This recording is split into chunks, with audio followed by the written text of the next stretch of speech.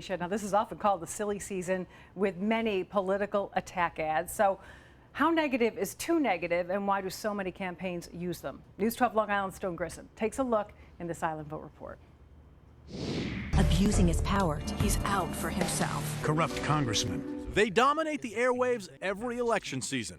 Political attack ads are an unfortunate but time-honored tradition in American politics. From our country's founding, candidates have said horrible and nasty things about their opponents in order to get elected. Sinister and creepy, alarming, absolutely crosses the line. When you're down by a point, or even if you're down by 20 points, sometimes you have to throw that Hail Mary pass, and for some people it can be that negative attack ad.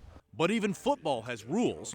In today's politically polarized environment, it's often hard to tell the line in advertising between fair and unfair. That's her top priority? What's wrong with her? When you have a two-party system, and in this case two very polarized parties, you're going to get two very conflicting opinions. And sometimes that happens to bring the worst out in the political environment. When a company advertises a product such as a vehicle here, there are all kinds of federal regulations that govern what you can and cannot represent.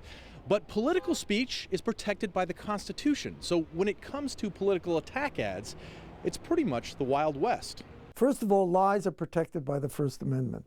Hofstra con law professor Leon Friedman says there are some limits to political attack ads.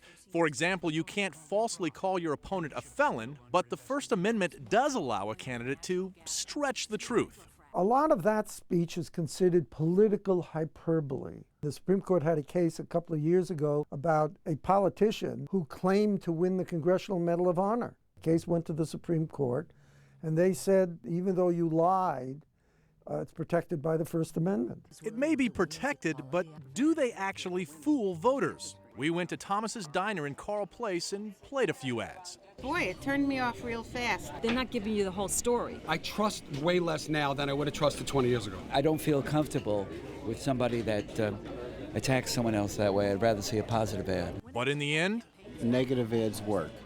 So as long as that is out there, it's not going to stop. When the gloves come off, it's bare-knuckle politics, so there are no rules at this point. For News 12 Long Island, I'm Stone Grissom, and I approve this message.